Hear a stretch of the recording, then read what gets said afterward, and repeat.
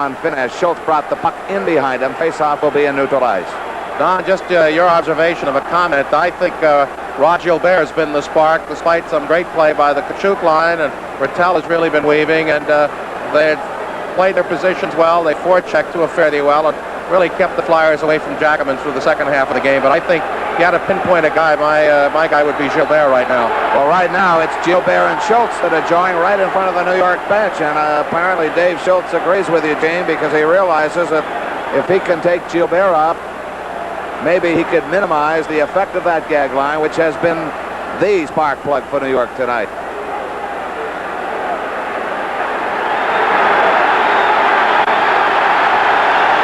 And now Emil Francis is instigating by putting out Ron Harris against Schultz. Something's got to go. Look at them. They're looking at one another, and the linesman is right there trying to keep them separated. They're just dropping. Here we go. They've just dropped their sticks and nothing has happened, and already Brian Lewis has waved them to the penalty box, and I think that's right. I think it's right, and Gilbert just reached up from the players' bench and whacked Schultz with a stick. Well, Gilbert has come on the ice, as a matter of fact. I don't know why they stopped play, Gene, because nothing was happening. Play should have been allowed to continue. There was no reason to stop play. Let's see. Now we've got Brian Lewis going after Dupont, who just took his helmet off. He wants a piece of Schultz. And the only thing I regret here, Don, is the Flyers getting undisciplined. There's still plenty of time in this game to get 2 goals, but not if they lose too many men into the penalty box and on game misconducts. And Dupont is being separated by Brian Lewis, and he's beckoning to Harris, and Harris is being held off by Ron Finn and Matt Pavlich, and he's beckoning Dupont. And so Lewis, I think, has told Dupont to get to the bench, and he's told Schultz to get off the ice to the penalty box, and Harris the same. I don't know what you give him, Game. You can't call it roughing. The only thing I could sue is maybe give him misconduct penalties for instigation. They've already picked up 19 minutes early in the first period for roughing, charging, fighting, and misconduct against Park. I don't think there is a rule in the rule book under instigation, Gene. I don't know what. Inciting might be the call. Inciting to what? Nothing happened. Up.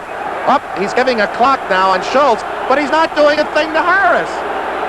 Now that's the Flyers' aggravation, Don, that we want to repeat. He has looked their beans at Harris, who hasn't left the ice or done anything, but he's put a clock on Schultz. He's warned Schultz, and Harris is still standing there under the same guise as Schultz did to begin this whole penalty. And the rule book clearly states the home team player must go to the box immediately.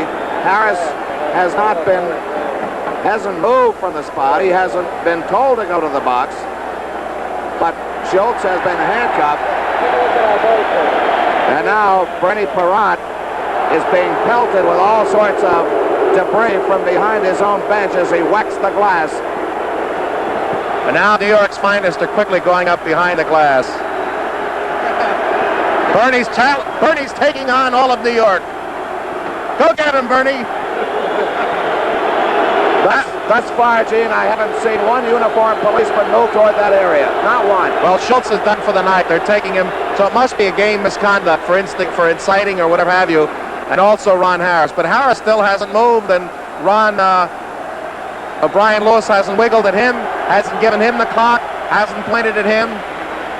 Well, 5:32 remaining in the third period, and it's 5-3 Rangers.